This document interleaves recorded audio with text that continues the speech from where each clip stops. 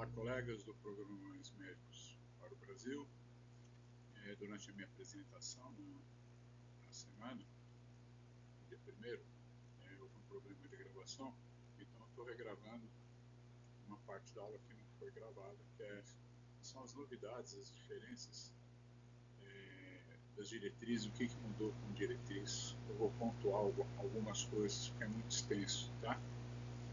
Bom, eu fiz essa revisão agora em janeiro de 2025 e usei as informações da American Diabetes Association de 2024, as diretrizes da Sociedade Brasileira de Diabetes 2017 e 2018, Diabetes Care, que é outro também, uma ONG também que trabalha bastante e emite diretrizes de diabetes, e a conduta, o algoritmo da Sociedade Brasileira de Diabetes 2024. Então, o que tem aí de mais novo, informação? Eu vou pular alguns slides.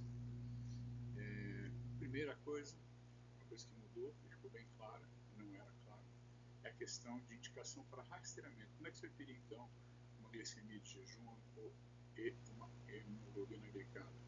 Que aqui não tem, aqui em Montenegro, mas de maneira geral também não tem nas outras unidades, mas é indicação da diretriz.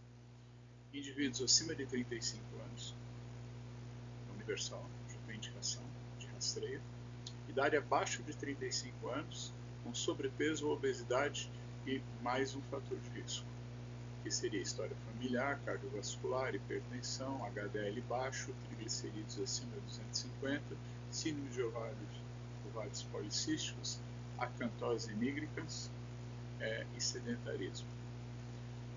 Se já tiver pré-diabetes sem exame prévio, a gente vai ter que fazer nova triagem. Diabetes gestacional prévio ou recém-nato grande para a idade gestacional, até 3 anos após o parto tem que ser acompanhado a gestante. E o Find Risk alto ou muito alto. Find Risk é um score que você usa, ele vai dizer o teu risco e está nesse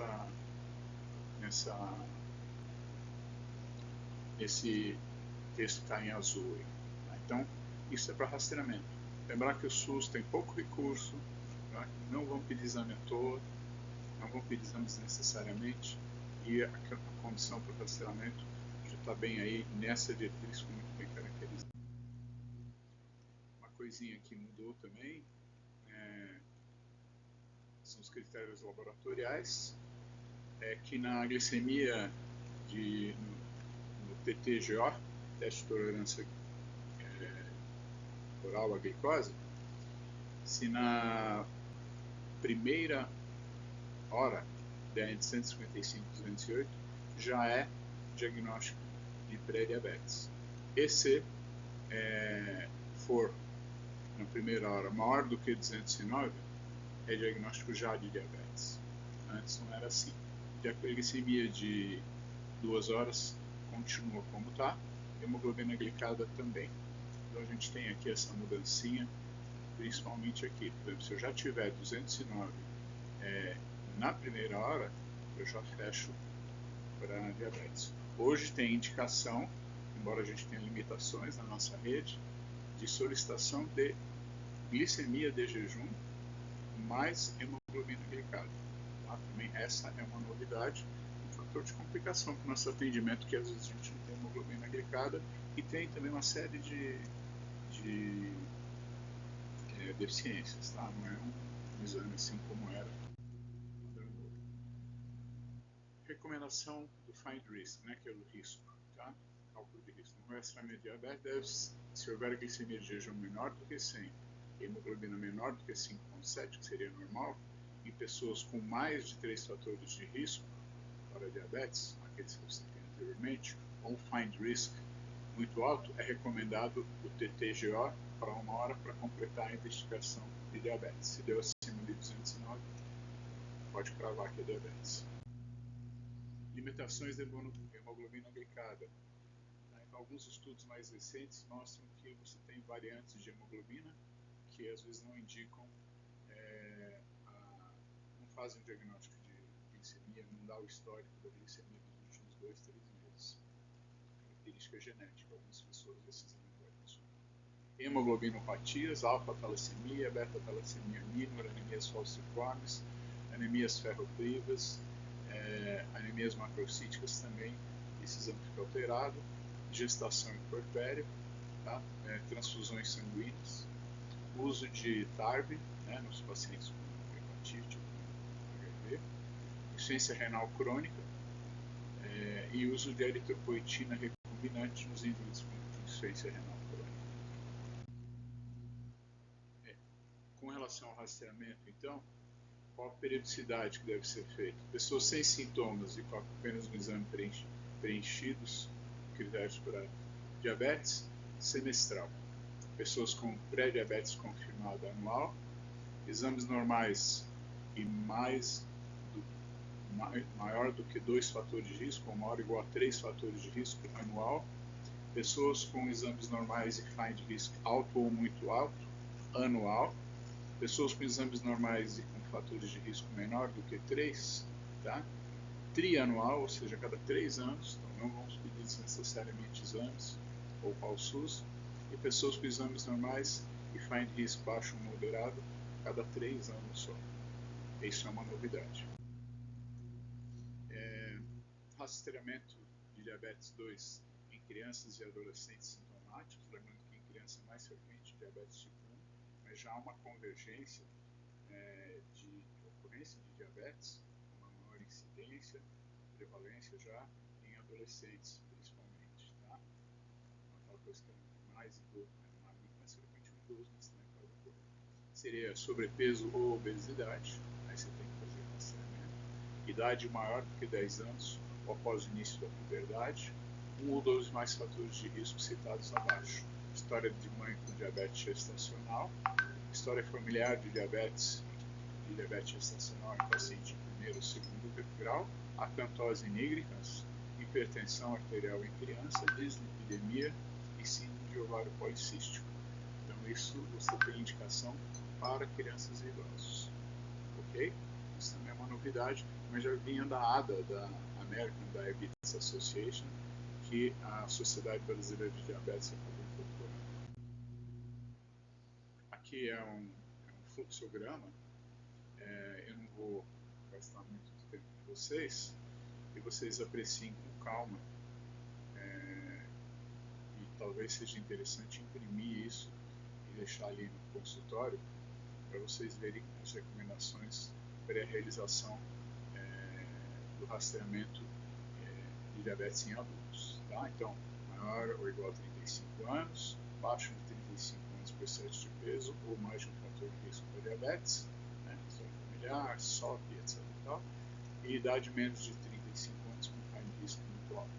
Aí você vai fazer glicemia de jejum ou hemoglobina glicada.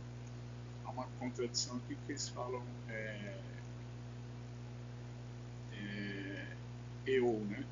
Mas é mais E. O problema é que às vezes a gente não tem hemoglobina glicada. Por exemplo, vamos expor isso em Montenegro. Ou às vezes não. Na gestante, quando você tem uma hiperglicemia na gestação, ou ela já tinha diabetes, tá? Ou ela teve um diabetes mellitus pré-gestacional. Tá? Se ela não tinha diagnóstico de diabetes mellitus prévio à gestação, ou seja, na pré-gestação ou já tinha diabetes, você vai chamar esse diabetes que apareceu na gestação, diabetes gestacional ou overt diabetes, tá? Então você vai confirmar isso com uma glicemia de jejum maior ou igual a 126, ao acaso acima com maior ou igual a 200, e hemoglobina glicada, quando possível, maior do que 6,5. Ou TOTG, após a 24ª semana, isso é importante, com glicemia de 2 horas acima de 200, ou na primeira hora acima de 209.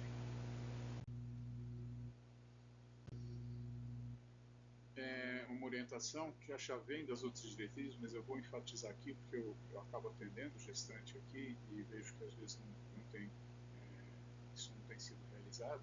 Tá? No mulheres grávidas com diabetes tipo 1 ou 2, pré-existente, considerar 100 miligramas de AS, né, que acaba tendo 81 miligramas, a partir do final do primeiro trimestre, ou seja, depois da 12ª semana. Tá? Uma outra diretriz recomenda também cálcio associado, 1 a 2 gramas de cálcio. Outra mudança que tem na diretriz é a questão da abordagem do paciente idoso, que não tinha um foco muito para idoso. Então, em primeiro lugar, todo indivíduo diabético, ele é imunodeprimido, ele deve fazer vacinação com vacina antipneumocócica, de preferência PN13, depois de um ano PN23. Como a PN13 ela é um pouco restrita, se fizer a PN23, você vai poupar esse indivíduo de eventuais pneumonias, otites, meningites, mastoidites, infecções do trato bacterianas do trato digestivo superior por pneumococos. Então, se for um idoso, né, ou seja, 60 anos e mais, que é saudável, você vai querer manter uma hemoglobina glicada abaixo de 7,5%, uma glicemia de jejum entre 80 e 130 está muito bem, obrigado, e uma glicemia de 2 horas, teste de tolerância, abaixo de 180. Tá? Para aquele frágil ou comprometido, né, os critérios estão aí, uma hemoglobina menor do que 8%, glicada, né, uma glicemia de jejum entre 90 e 150 e uma glicemia de 2 horas abaixo de 180. Por que isso? Porque a curto prazo, a hipoglicemia ela é pior que a hiperglicemia. A hipoglicemia pode causar quedas, lipotímias, quedas, e ela também mata neurônio. Então, a gente, quanto mais frágil, mais tolerante a gente vai ser. Por exemplo, a glicemia de jejum, a gente vai querer manter, em vez de 80 a 130, 100 a 180. E glicemia de jejum menor do que 180 miligramas por glicemia de jejum, ele repetiu aí. Aí vai ser o TTOG. Tá? Muito bem. Das drogas, não muda nada. A recomendação top, obviamente, é sempre metformina. Eu não posso tomar metformina na gravidez, eu não posso tomar metformina, ainda segundo a diretriz, com filtração glomerular abaixo de 30 ml por minuto. Nesse caso eu não posso, e então eu tenho que usar insulina. Nos casos que eu posso, que é a maioria dos casos, é sempre metformina, tá? Eu vou entrar gradativamente com a metformina, no intervalo de uma semana, 15 dias, para aumentar a dose. E vou querer no indivíduo que esteja saudável, relativamente saudável, trabalhar com a margem de 80 a 130. Os mais fragilizados eu aumento minha margem, como eu já citei no slide anterior. Eles valorizam nos países onde tem, já alguns estados já têm no SUS disponibilizados os agonistas das incretinas, né, o Ozempic, tá? Tem agora um outro que são as duas incretinas, né, o GIP e GLP-1, acho que é Monjuar o nome comercial, mas é muito caro, e eles valorizam também os inibidores de recaptação de glicose no túbulo renal, que são as gliptinas. Tá? Então, valorizado, é relativamente caro. No SUS meu, aqui na farmácia popular, nós não temos. Nós temos que usar o esquema, é o quarto esquema da American Diabetes Association, que a gente acabou adotando, o Brasil acabou adotando por questões operacionais de dinheiro, que é a metformina, até dose máxima. Se não der, você associa a glibenclamida de forma cadenciada, porque ela causa hipoglicemia, pode causar hipoglicemia. Você vai entrando com 5 mg até no máximo 20 mg. Se não deu, você não conseguiu manter entre 80 e 130, você vai tirar essa glibenclamida e vai entrar com insulina NPH, insulina protamina, que é de ação semilenta e com 6 a 8 horas. e ela dura mais ou menos 18 horas no sangue. Tá? Pode fazer ela em 2 doses, aí você calcula 0,5 unidades por quilo de peso e divide 2/3 pela manhã e 1/3 à noite. Ou você pode fazer uma dose única, ela é mais operacional, mas é menos fisiológica, ela só vai te dar uma cobertura de 18 horas, que é você calcular 0,3 a 0,4 por quilo de peso e fazer isso pela manhã. Antigamente fazia-se à noite, essa é outra mudança. A diretriz recomenda que seja feito de manhã por causa do risco de hipoglicemia noturna. Muito bem, essas são as antigas.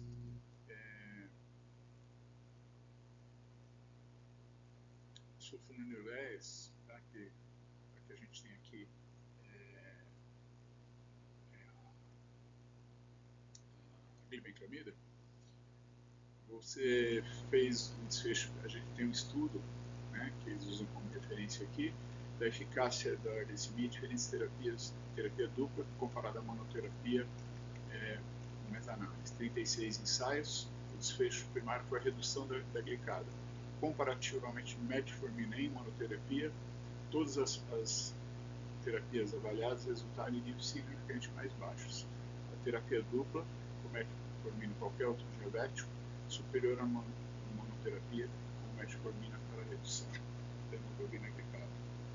Então você pode começar, se não der, você entra com a glibenclamida. Se você não conseguir manter entre 80 e 130, você vai passar para a insulinização plena ou a insulinização parcial com insulina NPH. Hoje no SUS a gente já tem as canetas, né, que facilita muito o manejo do paciente, e a gente explicar também como o paciente calcular a dose que ele vai tomar.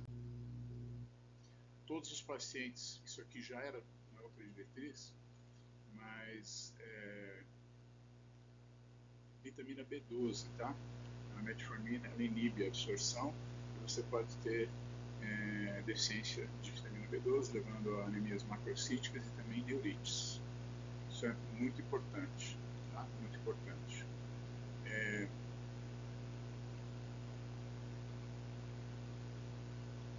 Uma novidade é a questão da metformina, que deve ser reduzida em 50%, não passando de 1 grama, quando a taxa de filtração glomerular estiver entre 30 e 45.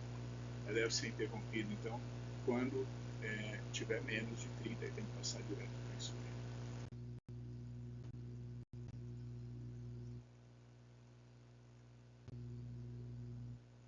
Todo paciente com diabetes tipo 2, no diagnóstico, retinografia, imperativo. Aqui em Montenegro, na USP, a gente faz esse exame. Ele é visto pela gente, também é laudado pelo pessoal da Escola Paulista de Medicina, e fica uma dica aí para você falar com o gestor para aquisição do retinógrafo. Tá? E diabetes tipo 1, até 5 anos depois do diagnóstico, fazer uma retinografia anual. Com todos os pacientes nossos aqui com 1 ano, e quando entra com o diagnóstico também de hipertensão, a gente já faz a retinografia na hora, interpreta o resultado e pede o ok do oftalmologista para ele chancelar a nossa hipótese diagnóstica aqui. Tá? Além da questão da retinografia, é importante muito cuidado também com o pé diabético. Tá? Então, examinar o pé, tá? Orientar esse paciente a fazer o corte reto das unhas, não nas laterais, enxugar o pé após o banho e ficar atento a tinea pedis e portas de entrada para bactérias, lembrando que esse indivíduo ele é imunocomprometido. Bom, mas não tem muita novidade.